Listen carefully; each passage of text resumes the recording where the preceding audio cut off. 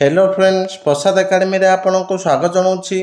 देखंतु आपण मानक पई ए वीडियो रे गोटे बड़ अपडेट अच्छी जोटा कि फॉरेस्टर आउ फॉरेस्ट गार्ड रिक्रुटमेंट को लेकिन तो जो माने फॉरेस्ट गार्ड वैकेंसी को लेकिन वेट करथिले तो सेमानक पई बहुत बड़ा खुशी खबर जोटा कि फॉरेस्टर आउ फॉरेस्ट गार्ड वैकेंसी आसिया पई जाउची जोटा कि भलो वैकेंसी मध्य रहिछि।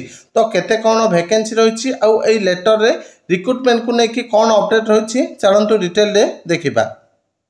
देखो डिटेल देखा पूर्व आप गोटे छोटिया इनफर्मेशन दे दूसरी। तो जो मैंने भी आरआई एआरआई अमीन आईसीडीएस सुपरभाइजर प्रिलिम पे मॉक टेस्ट चाहते आपण मानू 60 टंकार sorry 60 full length mock test जोटा कि मात्र 100 टंकार प्रोवाइड करा जाउची।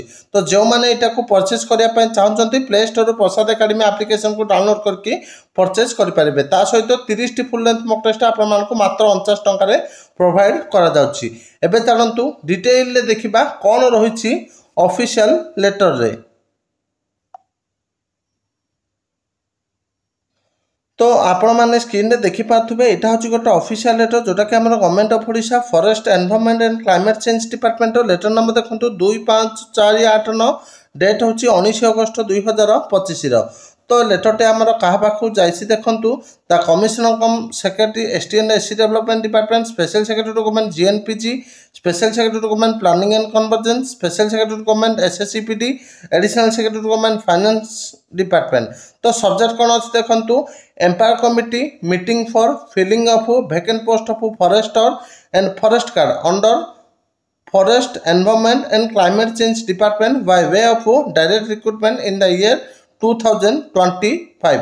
तो आपण मानक फॉरेस्टर और फॉरेस्ट गार्ड रिक्रुटमेंट आसापे जाऊँगी जोटा कि आपणकर कंबाइन रिक्रुटमेंट आसो। मु पुणी थे आपण कहवाक चाहूँगी एबे आउरी 1000 पोस्ट बाहर तो आपण मानक पाखापाखि 7000 रु अधिक पदवी और ट्रिपल तरफ 100% आसापे जाऊँगी।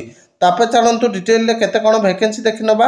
तो देखंतु एठी दिया जायछि in continuation to this department letter number दिया जायछि डेट दिया जायछि 16/8/2025 and inviting a reference to the letter number दिया जायछि डेट दिया जायछि 2/8/2025 of finance department on the subject cited above I am directed to enclose here the copy of the statement showing the observation of the consulting department and response of the FENCC department along with memorandum for filling up 47 number of vacant post of foresters meant for direct recruitment and 89.6 number of base level vacant post of forest guard by way of direct recruitment under FENCC department for kind reference as the said proposal are to be placed in the employer committee meeting scheduled to be held on 20/8/2025 from 3 PM to 3:30 PM।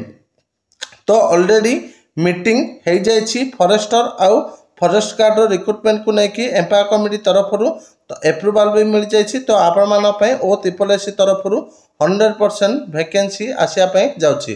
तो जो माने भावुचंती कि vacancy आसीबनी खाली letter आसुची तो सेमानंकु मु किछि कहबाक चाहूनी।